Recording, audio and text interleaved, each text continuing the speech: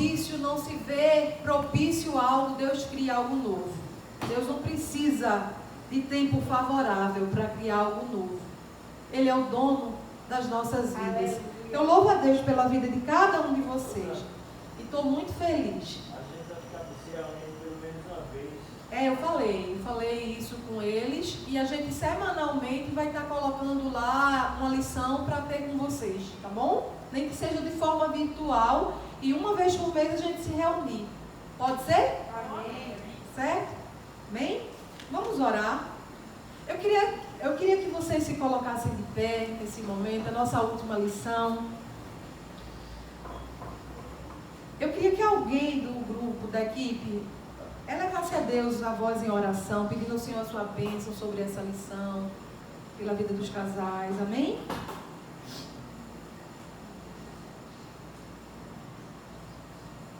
Senhor, nós queremos te agradecer, Deus, pela oportunidade de mais uma vez estar aqui na tua casa, Deus. Para junto, Senhor, poder compartilhar aquilo que tu tem de melhor para nós.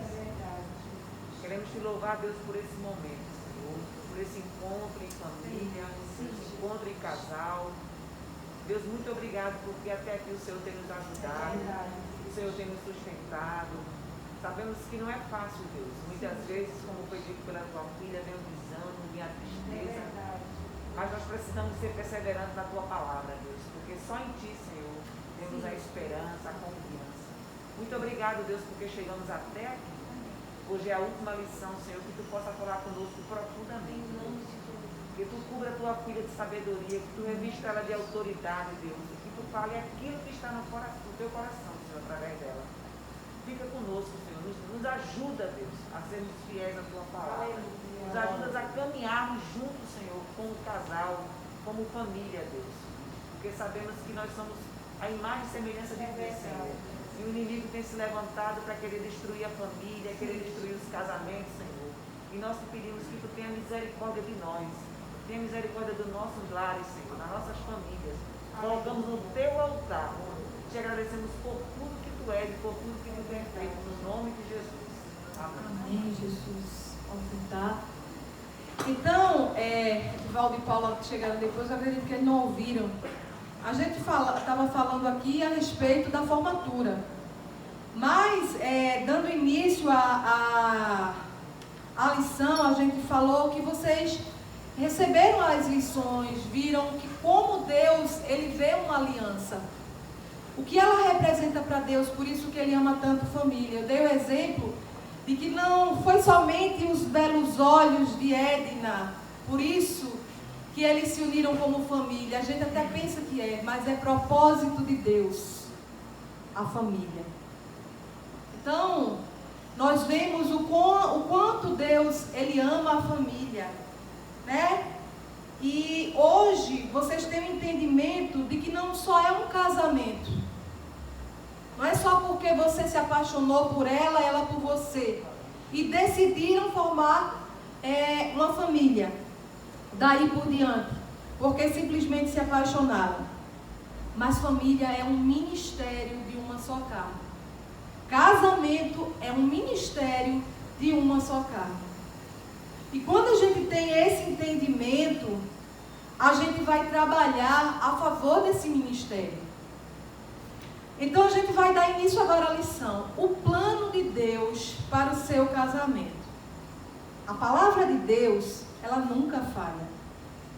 As ferramentas que Deus lhes deu produzirão mudanças miraculosas em seu casamento, quando aplicadas corretamente. Sempre que vocês precisarem recorrer às lições, venham. Porque são ferramentas que Deus deu a cada um de vocês.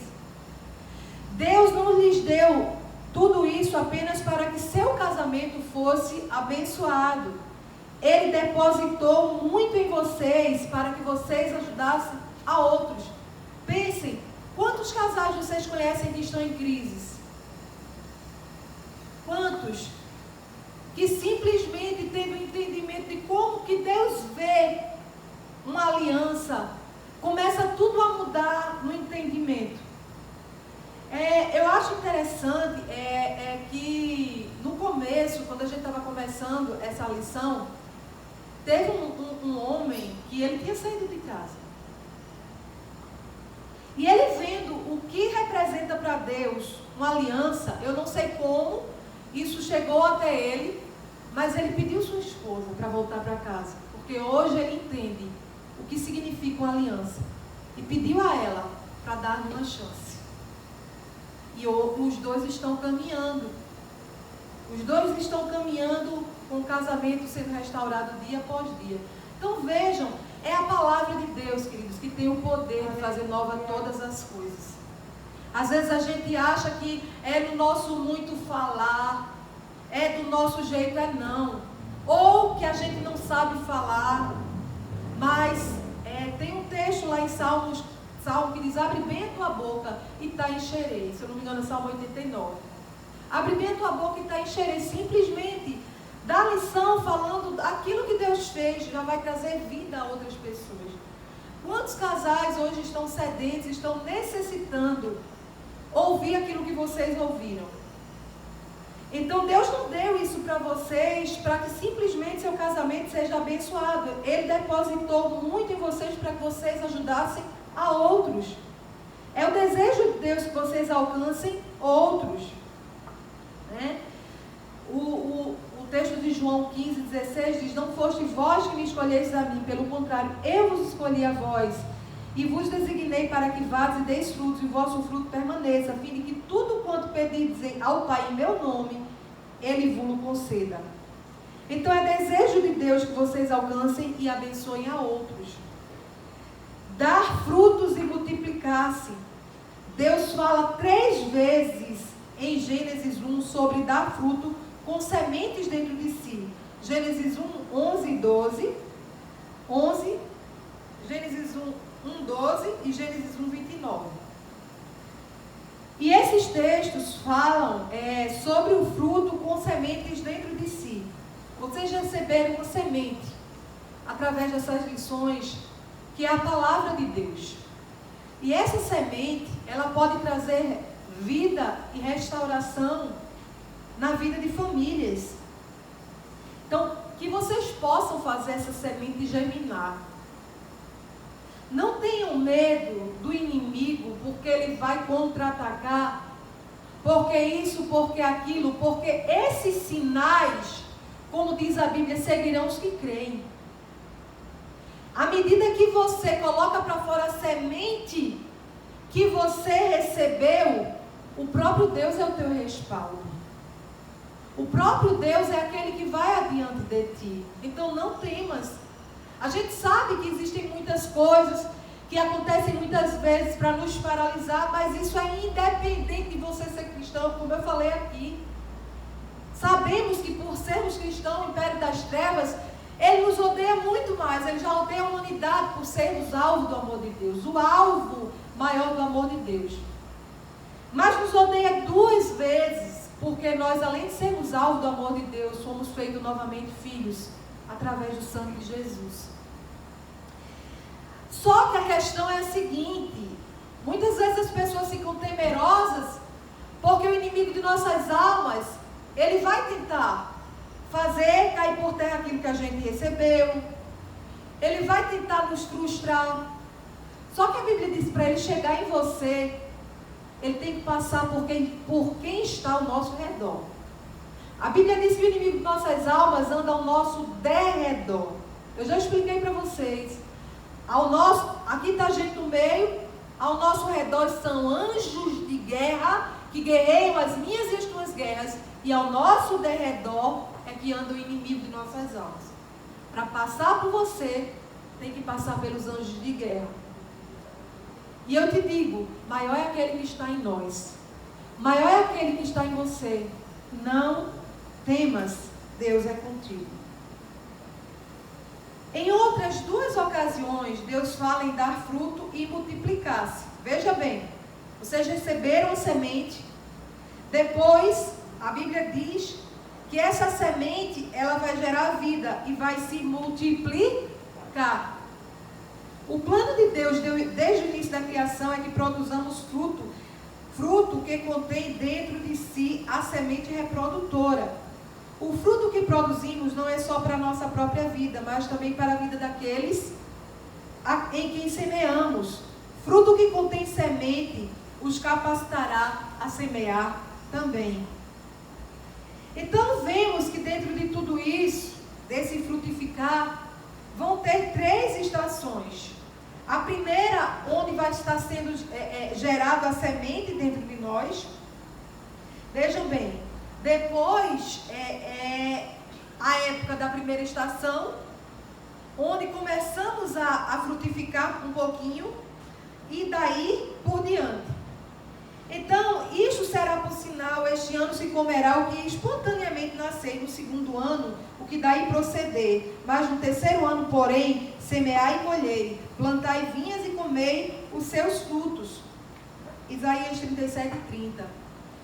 A primeira estação, o começo na vida cristã, né? A primeira estação é o começo de tudo, o começo na vida cristã. Comemos o que nasce espontaneamente, ou seja, recebemos a palavra, recebemos a semente, e essa é uma estação enfocada em nós mesmos, em que nosso objetivo é receber alimento espiritual. Como acontece com um neném recém-nascido, Deus espera que outros cuidem de nós e nos alimentem com a palavra. Recebemos o que nos aparece pela frente, sem nos esforçarmos muito para buscar alimentos mais específicos. É aquela fase em que a gente está dando os primeiros passos. Mas aí vem a segunda estação. Comemos o que daí proceder. Sendo um pouco mais seletivos, começamos a buscar diligentemente ao Senhor a respeito de qual igreja participar e quais ensinos receber. Ainda estamos um pouco centralizados em nós mesmos, mas começando a nos preocupar com as outras pessoas. Poxa, Deus falou tanto comigo esses dias, tanta coisa mudou, o lado de fulano está desse jeito, será que seria receber essa palavra? Queridos, a Bíblia diz que a palavra de Deus, ela é como uma espada de 2 gumes, ela entra na divisão da alma e do espírito. Somente a palavra de Deus tem esse poder. Então ela vai aonde eu e você não podemos ir. Então, é como uma pessoa. Começamos o que daí proceder, sendo um pouco mais seletivo, começamos a buscar diligentemente o Senhor a respeito de qual igreja participar. Ainda estamos um pouco centralizados em nós mesmos, mas começando a nos preocupar com as outras pessoas, em levar aquilo que recebemos. É como uma pessoa espigando uma plantação. Há muito o que comer, mas é preciso fazer um esforço para apanhá-lo. Antes você só recebia. Agora você vai se esforçar um pouco para dar para outros aquilo que você recebeu. Essa mesma semente. A terceira estação, devemos semear e colher, plantar vinhas e comer os seus frutos. Nossa alimentação já não está mais baseada somente no trabalho dos outros. É quando a gente vai cuidar de outras pessoas. Não podemos ficar esperando passivamente que outros somente cuidem de nós. A gente vai fazer vida aquilo que a gente recebeu. Lógico que vai sempre ter um discipulador que vai nos ajudar. Mas não vai ser a mesma coisa dos primeiros passos que a gente deu. A gente já vai ter avançado. Agora temos que semear e colher também para nos alimentar. Se falharmos em reconhecer os requisitos da terceira estação, faremos reclamações assim: esse pastor já não está me alimentando como fazia antes, ou o cristianismo está me entediando. Por quê? Porque antes, quando você somente recebia, era uma coisa, você era um bebê, espiritualmente falando. Só que depois que você deu os primeiros passos, Deus espera que você o busque num relacionamento pessoal.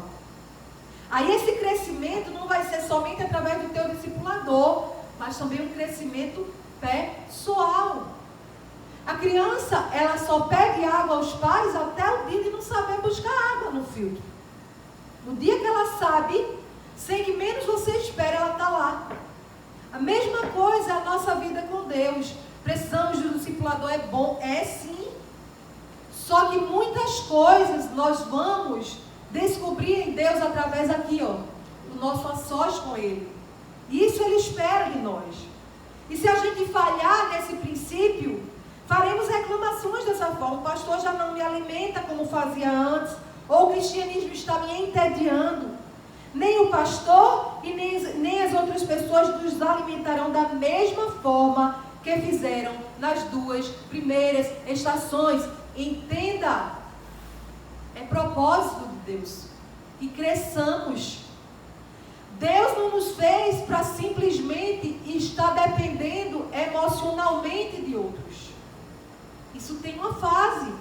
A criança, ela depende emocionalmente dos pais até uma fase. Depois ela começa a dar os passos rumo à sua juventude, à fase adulta, a mesma coisa. É a nossa vida na fé. Tá certo? Agora nós precisamos buscar a Deus. Dobrar o nosso joelho à intimidade do Senhor é para os que o temem e o buscam. Somos ordenados a plantar vinhas, isto é, produzir mais fruto do que podemos consumir, de tal forma que possamos dar a outros. Podemos comer do seu fruto, mas o enfoque são os outros e não em nós mesmos.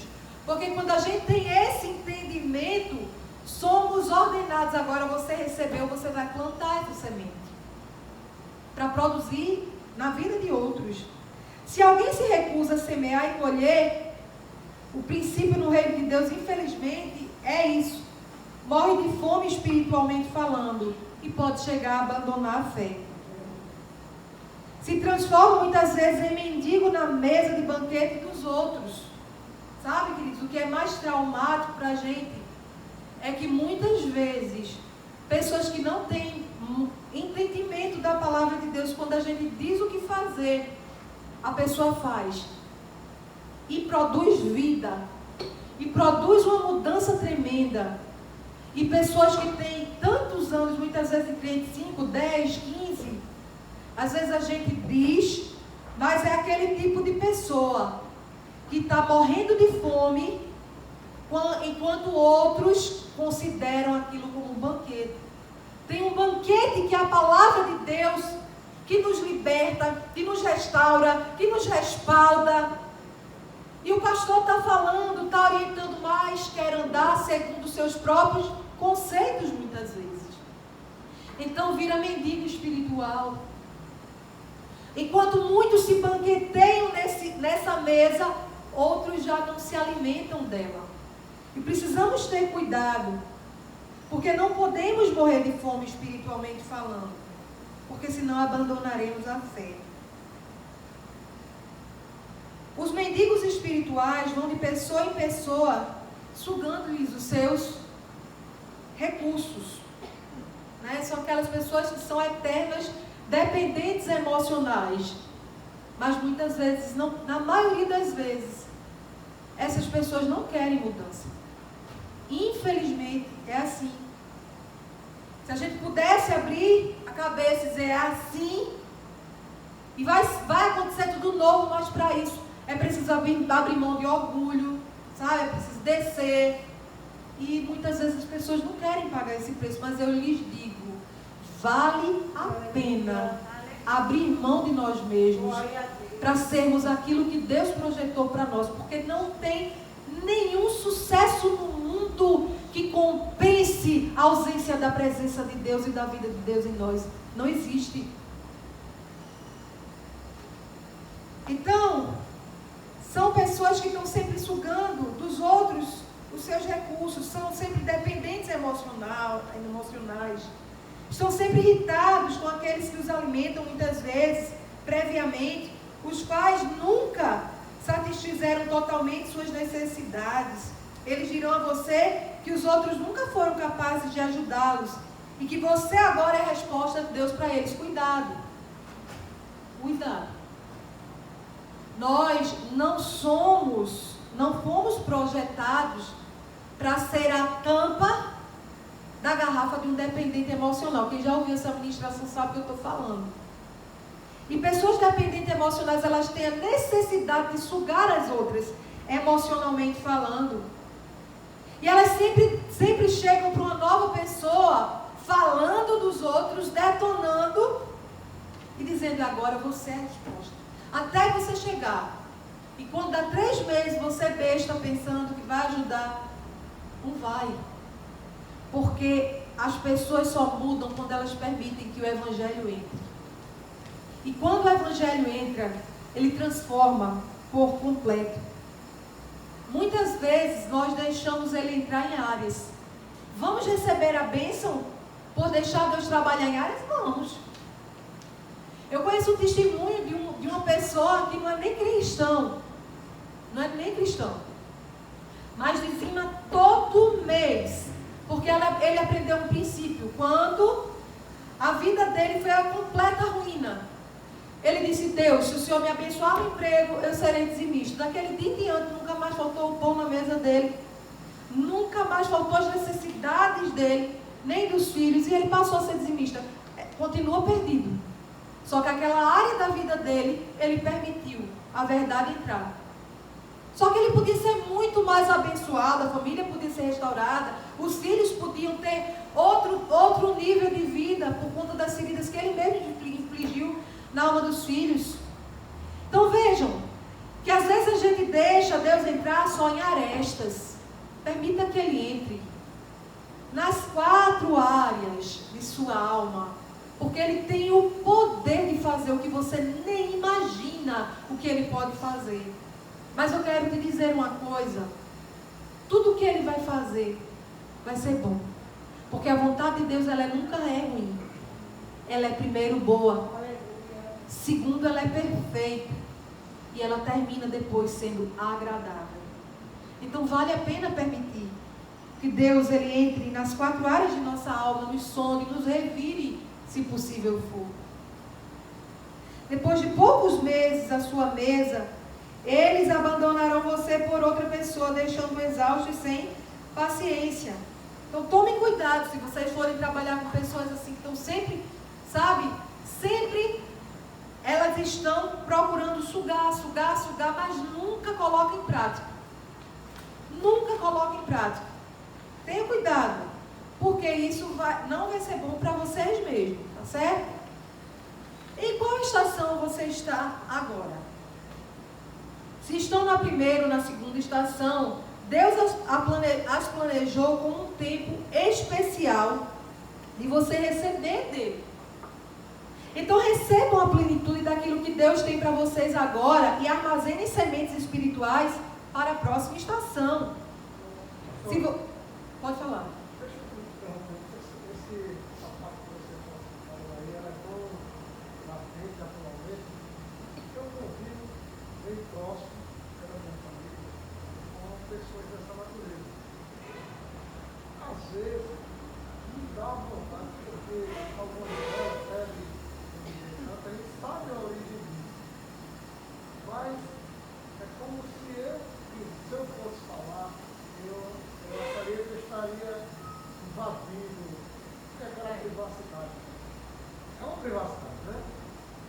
A gente deve fazer isso ou não? Porque às vezes você está óbvio, olha, mano, é isso que precisa fazer, mas você vai ser visto como arrogante, querendo ser melhor, mas o teu Deus é melhor do que o meu. As coisas que a gente sabe dessas pessoas assim.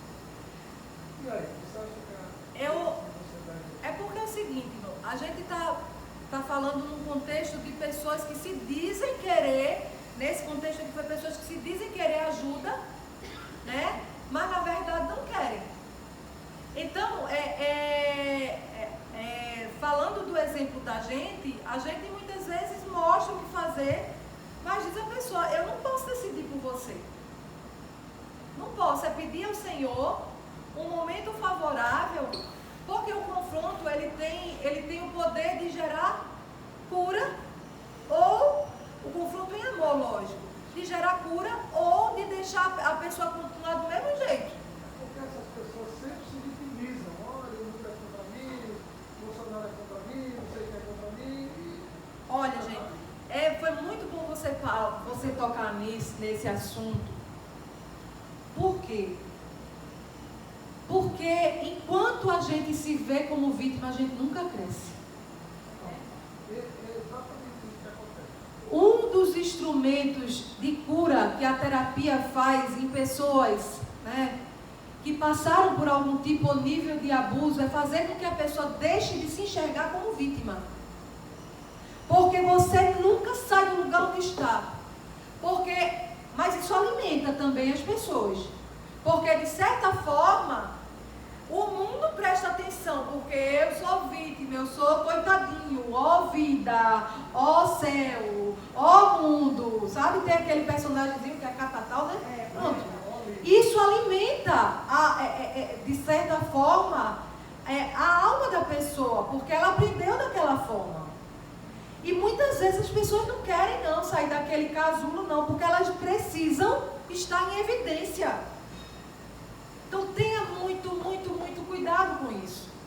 Porque eu não sei qual foi o nível de trauma, ou decepção, ou frustração que você possa ter passado na vida. E das maiores dificuldades que a gente tem, que pode passar na vida, e que a gente dificilmente deixa de se enxergar como vítima, é quando sofre abuso sexual. Então a gente se vê como incapacitado, a gente culpa até Deus. Tá? É muito comum as pessoas dizerem onde Deus estava que não viu isso. E a pessoa não consegue sair do lugar onde está, porque sempre se vê como vítima. E uma das atitudes que podem libertar a pessoa é entender que ela pode ter sido no passado, mas hoje não é mais. E a pessoa pode desatar a vida dela a partir do entendimento que ela tenha. De que Deus está dando uma oportunidade dela não se ver mais daquela maneira. Porque enquanto a pessoa se vê como vítima, ela não cresce. Mas tem gente, irmão, que a gente quer abrir a cabeça, mas infelizmente parece que gostaria muito. Porque isso é o Evangelho, ele tem este poder, sabe? Pessoas que passaram pelo mais alto nível de degradação humana, que é o abuso sexual. Mais alto nível de abuso. E tiveram suas almas dilaceradas por essas situações que lhe deixaram vulnerável. Quando recebem a palavra de Deus, entendem o porquê até tinham aquele comportamento e se veem na oportunidade de mudar, elas giram a chave. E você vê que a vida da pessoa desata de uma forma como a gente sabe, mas tem outros que não. Tem outros que preferem se enxergar daquele jeito porque é assim que eu vou obter a atenção das pessoas. Isso não é de forma consciente que as pessoas agem assim. Mas à medida que a gente fala, as pessoas podem entender que elas agem assim, para serem libertas, certo? Então, o confronto em amor, no momento a gente ora a Deus e pede para o momento chegar, é importante sim, porque pode gerar cura. Ou, da próxima vez que a pessoa for falar para você, ela já vai saber o que você vai dizer. Entendeu? Não vai estar mais naquela mesma situação de sempre, ela já vai saber. Você já vai olhar para ela e já vai saber. Mas você sabe o que precisa fazer. Entendeu? Alguém mais quer complementar alguma coisa? Pastora, é como se fosse uma árvore, que ela esteja com a vida. E antigamente eu sempre queria saber por que a árvore ficava toda coberta de uma planta chamada parasita. E eu achava linda, às vezes eu tentava até colocar na água quando era pequena para crescer. Mas ela morria, porque ela tinha que ficar agarrada em algo para sugar o nutriente da planta, no caso, tipo a árvore. E a pessoa que é presa emocionalmente, ela é tipo um parasita, que ela se aprisiona a uma pessoa para sugar todo o nutriente emocional da pessoa, ao ponto de dizer que a pessoa não está servindo, de dizer que não está vendo a situação dela, só se colocar realmente como vítima. Aí eu vejo isso tipo um parasita emocional. Se você verdadeiramente não pedir a Deus um discernimento e sair daquele lugar, não quer dizer que ia abandonar a pessoa. É como você disse que aquele caso de abusos aí, que realmente teve coisa de extremo, mas quando se decide ser curado, porque a palavra de Deus é espada, que ela entra por cura mesmo, realmente faz a pessoa mudar totalmente. Mas existem pessoas que preferem ficar naquele lugar, ali realmente preso, aquelas situações para chamar a atenção de todos. Ah, ninguém me vê. Ah, eu sou coitada. Ah, eu não cresço. Ninguém me dá atenção. E nós hoje temos que realmente ter o discernimento de Deus. Não significa que é deixar é abandonar, mas que a pessoa também venha cair em si, né, através da oração, se for cristão, e outra, enfim, trazer a mudança, né? Pois é. Isso. Então, se vocês estão na terceira estação, chegou o tempo de semear, colher e dar o que Deus tem lhes dado. Vocês estão entediados com o cristianismo e têm dificuldades em encontrar ensino que os abençoe? Vocês entraram numa estação na qual, para serem abençoados, precisam abençoar os outros. Gente, é muito interessante isso. Uma água parada, ela não produz vida. Vocês já viram? Ela é local em que ela vai receber o quê? Parasitas, como o mosquito da dengue. Ele vai colocar lá os seus ovos, porque a água está naquele lugar parado. E muitas vezes a gente só quer receber. Isso significa que as águas estão paradas. Você somente recebendo, essas águas precisam jorrar. À medida que você recebe, você repassa. E o motivo de fadiga espiritual de muitos tem sido isso. Porque muito recebe, mas pouco dá. E água parada, diga, Priscila. A senhora já viu a referência do Mar Morto? Do Mar Morto, eu ia usar essa. Exatamente o que acontece, né? Exatamente. Ele recebe água de muitos afluentes, mas ele não desemboca em nenhum. Em nada. Então, acaba se acumulando uma concentração muito grande de sais, exatamente porque ele fica estagnado. E não tem Ele vida, uma né? ilha. Então, nada vive no Mar Morto, exatamente porque ele só faz concentrar, sem dividir aquilo que ele tem com os outros. Ele só recebe. Exatamente isso, espiritualmente falando. Você está recebendo. Se não colocar em prática, fazendo isso fluir na vida de outros, fazendo essas águas jorrarem, vai estagnar. Você vai culpar todo mundo, mas na verdade a culpa é nossa. Certo?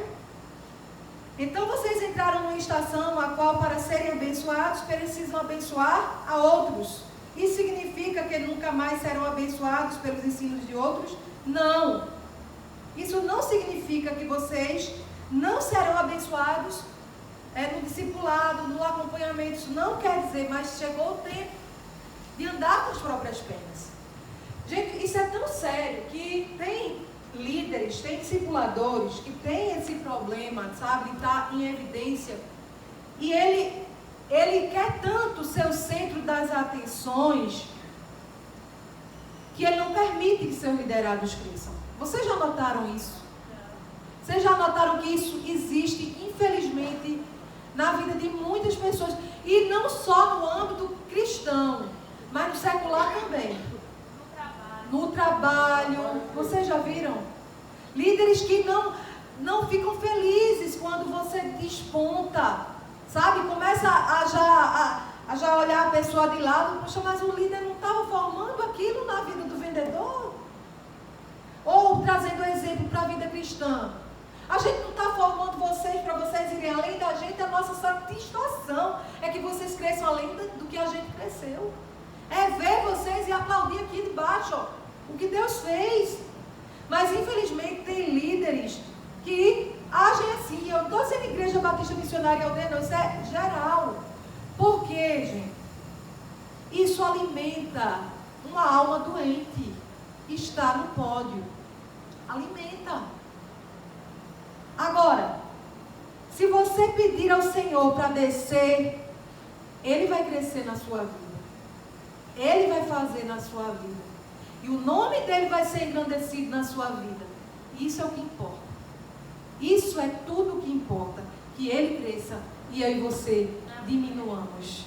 O meu nome do pastor, só vale alguma coisa por causa do sangue de Cristo. Mas o nome que realmente importa é o nome que está acima de todo nome. É o nome de Jesus. Então aqui a gente não quer, sabe, trazer esse entendimento. E um ministério, queridos, onde a gente tem o entendimento de uma liderança servidora, sabe, é a liderança de Cristo. Onde a gente se faz menor do que todos. É um ministério que muitas vezes não é compreendido, sabe por quê? Porque muitas vezes as pessoas, elas são regidas muitas vezes a funcionar por um sistema ditatorial. Mas a liderança de Cristo é uma liderança servidora. Isso pode parecer fraqueza, né? Mas não é não. É porque Cristo disse que para que a gente fosse semelhante a Ele, a gente tinha que se fazer o menor. Então é isso que eu quero. É isso que nós precisamos querer. É isso que nós precisamos almejar. Então, se vocês estão nessa terceira estação, isso não significa que nunca mais serão abençoados pelos ensinos de outros, seus discipuladores. Vocês serão abençoados por eles, na medida em que começarem a dar da abundância que têm recebido. Texto bíblico aqui, Mateus 10, 8, Lucas 6, 38. Vocês anelam compartilhar o que Deus tem lhes dado, mas não estão seguros de como fazê-lo. Às vezes acontece isso também, né? Às vezes a pessoa anela falar aquilo que Deus fez, mas não sabe como. Então não tema. Tão somente entenda que Deus é aquele que nos capacita. Ele só pede para você ser um instrumento, e o mais Ele fará. A sua parte é buscar Ele. Não é fazer do seu jeito, é buscar Ele. E Ele vai te encher do Espírito Santo dele, e você irá além. Então busquem o Senhor e Ele lhes dará direção.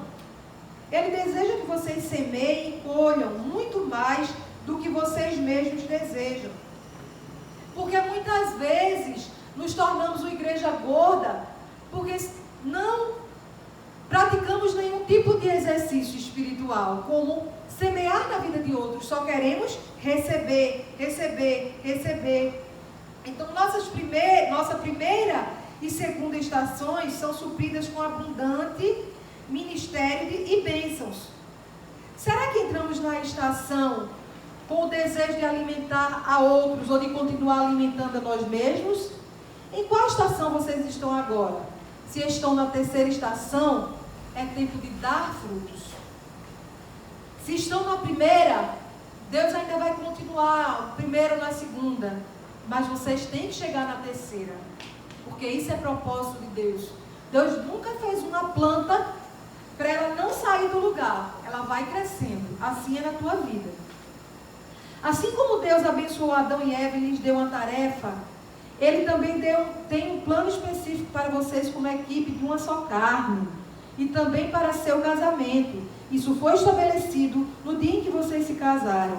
A vontade de Deus é que seu casamento seja forte, de tal forma que possam alcançar outros em seu nome, em nome de Cristo. Quando Deus criou Adão e Eva, Ele lhes deu um ao outro, imediatamente lhes deu uma tarefa para cumprir. Deus também tem uma tarefa para vocês, em sua igreja local ou comunidade, em algum ministério.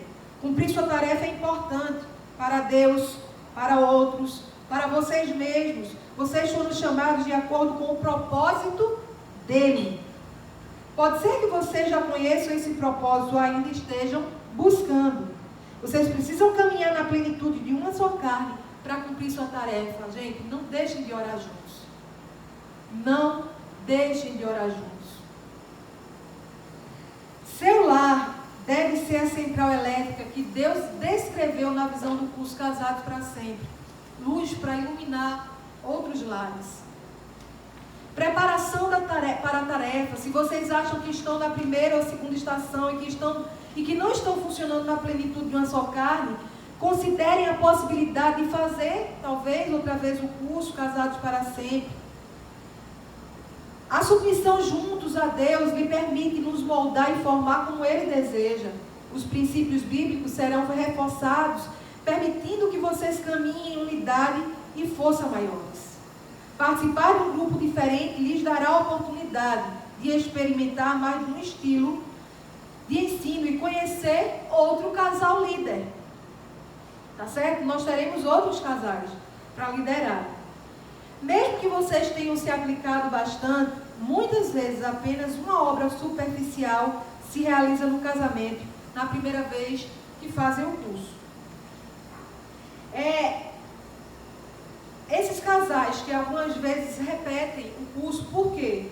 Porque eles sentem que apenas uma obra superficial foi feita e precisa ser trabalhada as outras lições, sabe? Para que ela possa absorver mais daquilo que da primeira vez a pessoa não pôde compreender.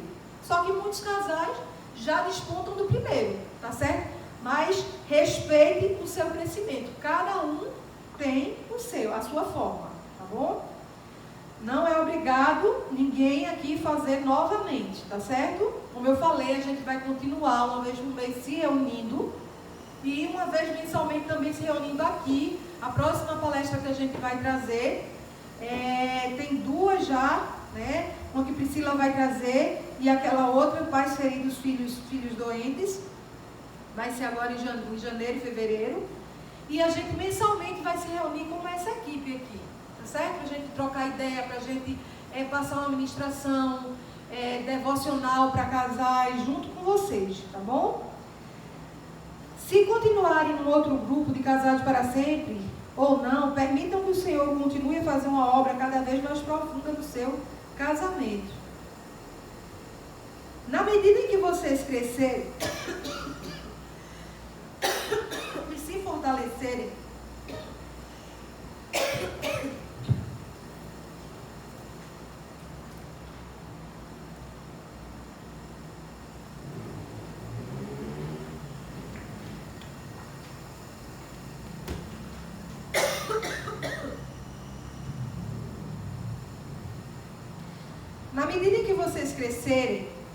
e se fortalecerem como casal, estarão melhor equipados para alcançar outros.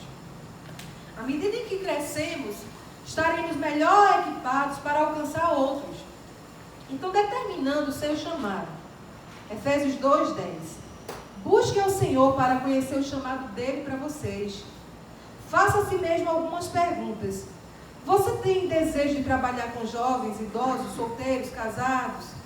Encargo para curar, fortalecer? Você trabalha melhor no relacionamento 1 a 1, ensinando grupos maiores?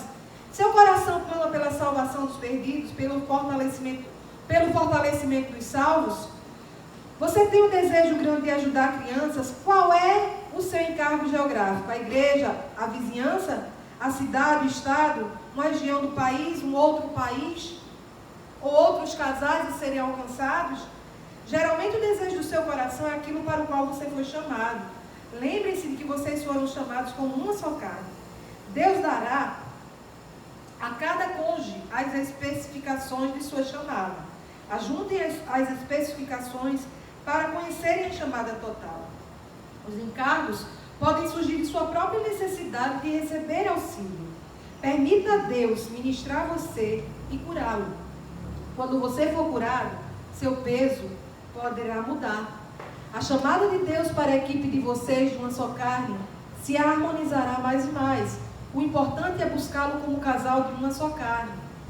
Busquem a Deus para as instruções de como executar sua chamada. Ele os ensinará como cumprir sua chamada como uma só carne. Pode ser que um cônjuge já esteja ministrando e esperando pelo outro. Acontece. As instruções poderão ser diferentes agora, à medida que o Senhor os treina como uma só carne. Sejam sensíveis ao Espírito Santo, amadurecendo junto o exemplo de uma planta.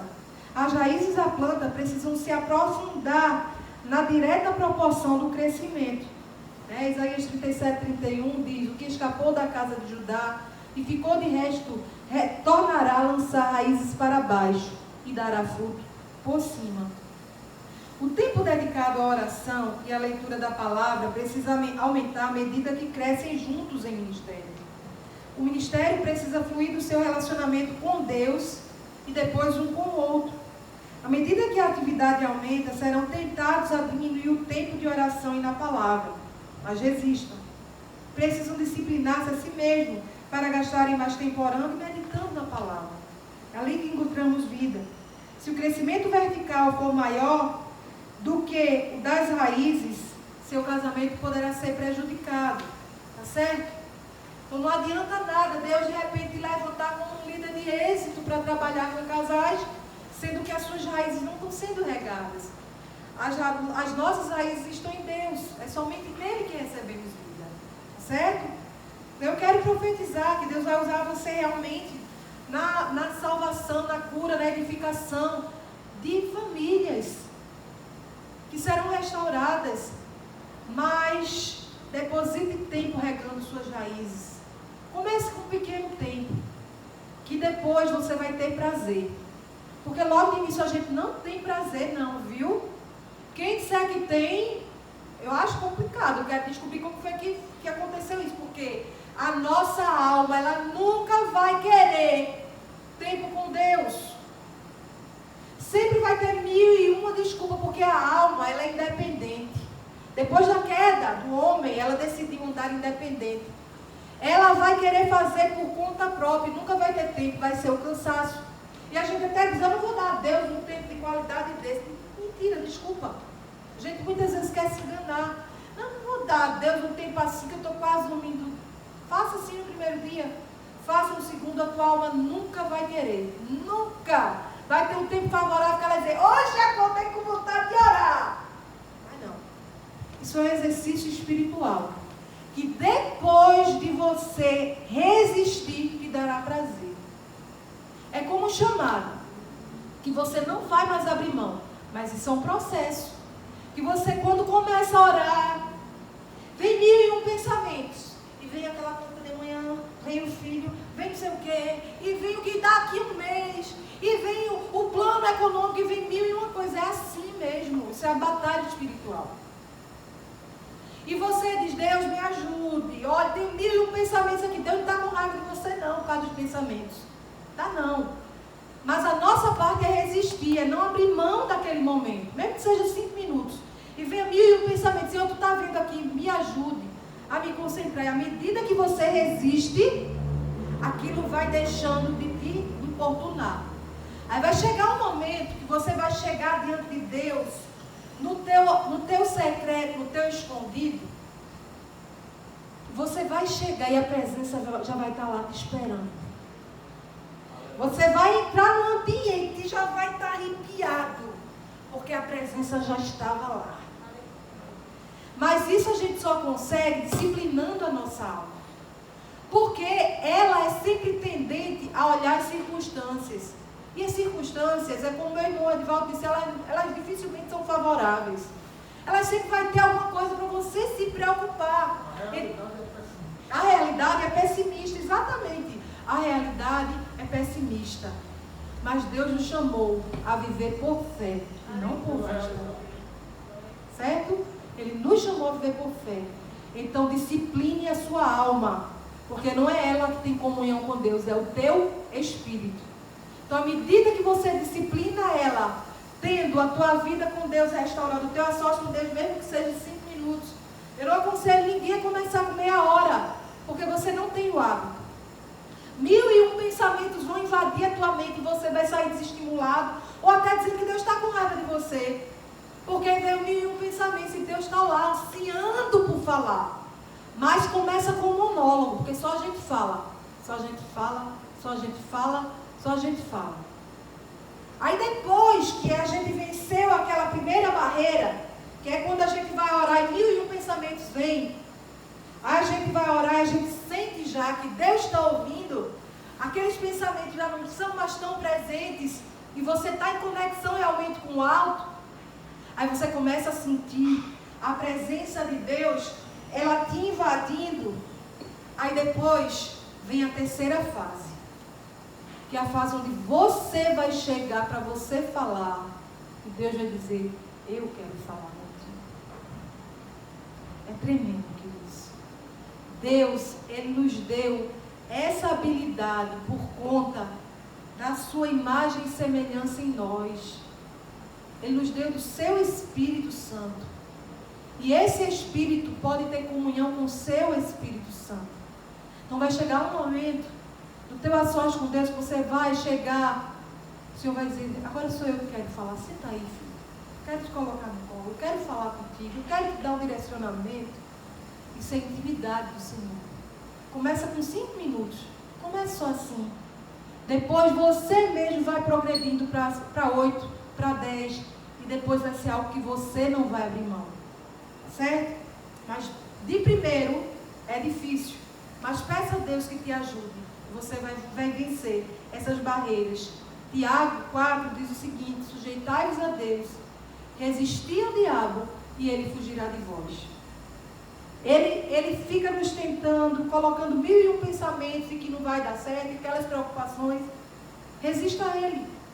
Sujeite-se a Deus. Vai chegar um momento que ele vai ter que, bater em retirada. Tá certo? Amadurecendo juntos, é exemplo de uma planta, como eu falei, né? O tempo dedicado à oração, à leitura da palavra, precisa aumentar. Já li, não foi? À medida que a atividade aumenta, serão tentados a diminuir o tempo de oração, precisam disciplinar-se a si mesmo para gastarem mais tempo orando, meditando na palavra. Se o crescimento vertical for maior do que o das raízes, seu casamento será prejudicado, certo? Fortifique suas raízes em Deus. Ataque contra o ministério de uma só carne. O inimigo enviará distrações. Precisamos vencê-las. Provérbios 12, 24 diz o seguinte: a mão diligente dominará, mas a remissa será sujeita a trabalhos forçados. Então, a diligência produz autoridade na área da tarefa designada. A preguiça produz cativeiro aos desejos do inimigo. Provérbios 22, 29 diz: vês a um homem perito na sua obra, perante reis será posto, não entre a plebe. Aquele que faz com diligência aquilo que foi pedido, ele será visto, ele será notado. Vocês foram chamados para governar e reinar com Jesus. Então tornem-se diligentes, aceitando a instrução do Espírito Santo. Se estão seguros na sua chamada e nas instruções recebidas, o inimigo não conseguirá detê-los. Tenham uma finalidade única. Não permitam que o inimigo os separe um do outro. O alvo dele sempre será esse: separar um do outro. Colocar na cabeça de vocês que um é inimigo do outro. Vocês são equipe. Vocês são um ministério de uma só carne. Vocês são equipe. Vocês são prudentes como as serpentes e simples como as pombas. Foi o que Jesus disse em Mateus 10, 16, que devemos ser prudentes como as serpentes, saber, né, como nos portar diligentemente, e simples como as pombas. A avaliação: é bom parar periodicamente e avaliar os alvos de sua equipe de uma só carne, tá certo? Essa equipe, é bom parar periodicamente e avaliar os alvos do casal. Precisam estabelecer alvos dirigidos pelo Espírito Santo, certo? Não é somente o alvo de comprar aquele carro, de comprar aquela casa, mas principalmente estabelecer alvos dirigidos pelo Espírito Santo. Procure a orientação de Deus para o seu casamento. Qual é a sua tarefa? Qual é o próximo passo? O que Deus tem para vocês como casal? Separe um tempo essa semana para preencher a avaliação do casal na página 229. Deus tem uma tarefa para vocês como uma só carne. O curso Casados para sempre lhes oferecerá a oportunidade de ministrarem a outros casais. Na página 235, vocês encontrarão a descrição de oportunidades e requisitos do ministério. Deus os abençoe e a partir deste ponto, continuem a andar com Ele. Amém? Porque Ele já está andando com vocês. Mas chamem a Ele, como diz aquele louvor: vem andar comigo. Nós precisamos. E o Senhor diz: sem mim, nada podeis fazer. Então, que possamos depender dEle. Deus vos abençoe a partir deste ponto. Continuem a andar com Ele. Amém? Pastor, vem cá orar, vem cá nos abençoar. Então, sábado vai estar sendo a formatura de vocês, a gente vai estar chamando cada nome. Eu vou dar a vocês a descrição de qual vai ser primeiro, qual vai ser segundo. Eu vou chegar mais cedo. A gente vai estar aqui, tá certo? Vai começar bom seria de 7, né, Camilo? Por conta de tudo que vai ter. 7 horas. Para vocês está bom? Ou alguém chega mais tarde? Sim, sábado. Tá bom? Porque cada casal vai falar, pelo menos, né? Mas é para começar de 7, ou a gente vai chegar de 7 para começar de 7h30? Não, porque assim, eu vou ter que dar algumas orientações a vocês quando chegarem. Para a gente não fazer no tumulto, seria bom pelo menos chegar de 7, para quando for no máximo 7h20, a gente já está ali com os casais já